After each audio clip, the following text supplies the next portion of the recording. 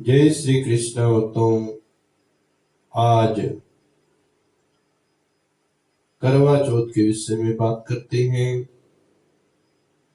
जैसा कि सबको विदित है, ज्ञान है कि 20 अक्टूबर 2024 को यह व्रत रखा जाएगा। करवा चौथ का पावन व्रत है, जो हिंदू धर्म में सबसे कठिन व्रत भी कहा जाता है। और इस व्रत में ना तो पूरा दिन स्त्रियां कुछ खाती हैं, ना कुछ पीती हैं। शास्त्र विधान के अनुसार ये करवा चौथ का व्रत बड़ा ही कठिन होता है। उसके बाद दूसरा व्रत होता है माताओं के लिए, कहते हैं अहोई अष्टमी का व्रत। ये 24 अक्टूबर 2020 को मनाया जाएगा। और ये व्रत भी माताओं के लिए बड़ा कठिन होता है। इसमें पुत्र की लंबी आयु के लिए अहोई अष्टमी का व्रत रखा जाता है। और जो करवा चौथ का व्रत है वो स्त्रियां अपने पति के लिए लंबी आयु के लिए रखती हैं। शास्त्र कहते हैं कि सबसे पहले ये व्रत किसने किया? सबसे पहले ये व्रत मां पार्वती ने भगवान शंकर की लंबी आयु के लिए किया था। और कार्तिक मास की कृष्ण पक्ष की चौथ तिथि को ये व्रत चौथ माता के नाम से रखा जाता है। कहते हैं जो भी इस व्रत को करता है उसके पति पर जो भी संकट हो, कष्ट हो, वो टल जाते हैं। और चौथ माता उसे अखंड सौभाग्यवती रहने का वरदान प्रदान करती है। इस दिन हमारे यहाँ प्रथा है कि स्त्रियां सूर्य उदय से पहले पहले ही अपना भोजन कर लेती हैं, चाय पान कर लेती हैं, ताकि पूरा दिन फिर भूख ना लगे, पानी की प्यास ना लगे, खाने पीने की जरूरत ना हो। और फिर साय के समय करवे को जो है महाराज जब तारे उदय होता है तो एक करवा लेती हैं और उसके अंदर जल डालकर, थोड़े से गेहूं के दाने डालकर, कणक डालकर, फिर कहते हैं महाराज एक दीपक जलाकर व्रत करवे के लिए पानी अर्घ देती हैं तारे को। और फिर उसके बाद जब चांद निकलता है तो चंद्रमा को छलनी में देखकर अपने पति का मुख देखती हैं और फिर पति के हाथों से कुछ खाकर इस व्रत को खोलती हैं।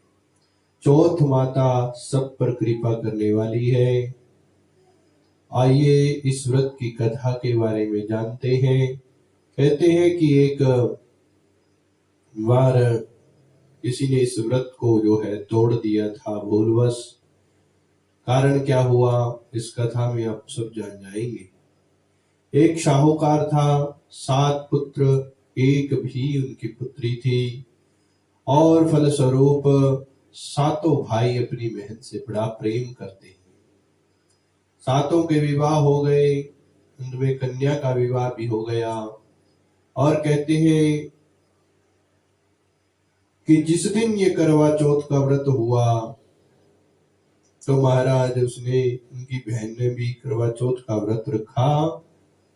और व्रत रख कर जो है महाराज पूरा दिन कुछ खाया नहीं। जैसे ही साहूकार के पुत्र घर आते हैं तो सातों जो है महाराज भोजन करने के लिए बैठते हैं। तो अपनी बहन के बिना वो भोजन नहीं करते थे, उसे भी बुलाते हैं, आओ बहन आप हमारे साथ बैठकर भोजन करो। परंतु वो कहती है कि आज मेरा करवा चौथ का व्रत है और सबने व्रत रखा हुआ है, सातों भाभियों ने भी व्रत रखा हुआ है। चांद को देखकर ही हम इस व्रत को खोलते हैं, इसीलिए अभी मैं कुछ नहीं खाऊंगी। साहूकार के सातों पुत्र जो है अपनी बहन से बड़ा प्रेम करते हैं और उसी प्रेम में एक भूल कर बैठते हैं। अपनी बहन को भूखा जानकर उन्होंने एक, कहते हैं, योजना बनाई और उस योजना के अनुसार वह एक पर्वत पर गई और पर्वत पर जाकर जो है महाराज उन्होंने एक छलनी ली और एक दिया उस छलनी के पास जला दिया।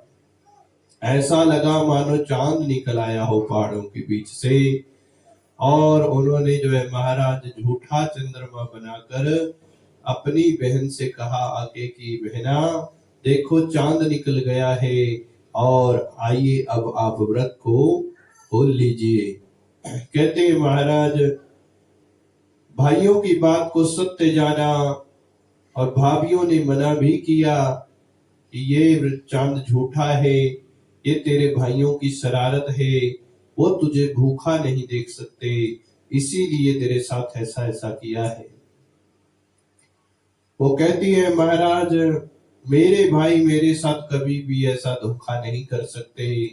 भाइयों की बात को सत्य जानकर उसने व्रत को खोल दिया और कहते हैं जैसे ही वह व्रत को खोलकर अन्न का भक्षण करने लगी, भोजन खाने लगी, उसी समय कहते हैं पहले ही गुरकी तोड़ी थी, पहला ही ग्रास तोड़ा कि महाराज उनको छींक आ गई। छींक आई तो उसने सोचा कोई बात नहीं, दूसरी बार ग्रास लिया, दूसरी बार ग्रास लेकर जो है महाराज जैसे ही खाने लगती है तो उसे को बाल दिख जाता है, लंबा बाल, उसको भी साइड में रख देती है। तीसरा ग्रास फिर तोड़ती है, जैसे ही तीसरे ग्रास तोड़कर खाने ही लगती है कि इतने में उसकी ससुराल से समाचार आ जाता है कि तेरा पति बहुत बीमार है, तो जितनी जल्दी हो सकती है शीघ्र से शीघ्र अपने घर पहुंच। फलस्वरूप भोजन तो नहीं पाने को मिलता, परंतु व्रत जो है महाराज आधा अधूरा छोड़ा था। इसी के प्रभाव से जो है चौथ माता नाराज हो जाती है और जैसे ही यह ससुराल में पहुंचती है तो क्या देखा कि इसके पति का सब पड़ा हुआ है। बड़ा विलाप करती है, बहुत रोती है, रोती रोती जो है महाराज विलाप करती है। सब उठाकर सबको ले जाते हैं शमशान, शमशान में भी ये साथ में ही जाती है। और शास्त्र कहती कथा ऐसी है कि ये वहीं बैठ जाती है और अपने पति का दाह संस्कार नहीं करने देती। कहती है अगर चौथ माता सबके पतियों की आयु लंबी करती है तो मेरे पर भी जरूर कृपा करेगी, मैं भी इसका विधि विधान से व्रत रखूंगी। और कहते हैं उसने अपने पति का दाह संस्कार नहीं करने दिया। जब देखा सबने कि महाराज ये नहीं हो सकता तो सब अपने अपने घर आ गए और कहीं उसकी झोपड़ी बनाकर वहीं उसे छोड़ दिया। अब कहते हैं हर महीने की जब चौथ आती थी तो चौथ माता के नाम से वो व्रत करने लग गई। बड़े श्रद्धा से, विश्वास से, प्रेम से व्रत करती थी। और कहते हैं जिस दिन कार्तिक मास की चौथ आई तो उस दिन चौथ माता ने आकर उनको दर्शन दिया। इनके व्रत से वो प्रसन्न हुई और इसने भगवती के पैर पकड़ लिए, चरण पकड़ लिए, कहा मेरे पति को जो है महाराज अब जीवित कर दो भैया, मेरे सुहाग को जीवित कर दो, आप सबके सुहाग की आयु लंबी करती हैं, मेरे भी अखंड सौभाग्य बना रहे। 16 श्रृंगार करके जो है व्रत करती है। इस दिन स्त्रियों को पूर्ण श्रृंगार करना चाहिए, सफेद आदि कपड़े नहीं पहनने चाहिए, काले कपड़े ना पहने और अपने प्रेम से भाव से जो है कहते हैं स्त्रियां अपने पति की आयु के लिए 16 श्रृंगार करती हैं। इसने भी जिस दिन कार्तिक चौथ का व्रत रखा कहते हैं पूर्ण 16 श्रृंगार करके इस व्रत को किया। और जैसे ही 16 श्रृंगार करके व्रत किया तो चौथ माता प्रकट हुई और चरण पकड़े चौथ माता के। चौथ माता ने कहा कि मुझे अपना पूर्ण श्रृंगार दे दीजिए। और कहते हैं इसने प्रसन्नता में ही भगवती की चरण नहीं छोड़े, अपना पूरा 16 श्रृंगार माता के पैरों में रख दिया। कहा कि अगर ये श्रृंगार लेकर आप मेरा श्रृंगार दे सकती है मुझे, क्योंकि मेरा श्रृंगार तो मेरा पति है, इसीलिए मैया मेरे पति की आयु लंबी कर दीजिए, मुझे जीवित कर दीजिए। तो कहते चौथ माता ने 16 श्रृंगार लिए, प्रसन्न हुई और कहते हैं इसके पति को जीवित कर दिया। और फलस्वरूप जो है महाराज अब इसने जाकर सबसे कहा कि मेरे पतिदेव जीवित हो गए हैं। अपनी सासू माँ से कहा, उनको विश्वास नहीं हुआ। तो जैसे ही वह उनकी झोपड़ी पर आती है तो अपने पुत्र को जीवित देखकर बड़ी प्रसन्न होती है और कहते हैं महाराज ये सब चौथ माता की कृपा से हुआ और तब से जो है महाराज इस व्रत में भूल नहीं करनी चाहिए। ये दंड भी है कि उनको क्या दंड मिला। कहते हैं जब तक कोई व्रत का नियम ना हो, जब तक व्रत का कोई कड़ा नियम ना हो, तब तक हम उसे हल्के में ले लेते हैं। इसीलिए व्रत विधि विधान से करना चाहिए। कोई भी व्रत है महाराज वो हमें शुभ फलों को प्रदान करता है, वही हमसे कोई त्रुटि हो जाए तो अशुभ फलदायी भी बन जाता है।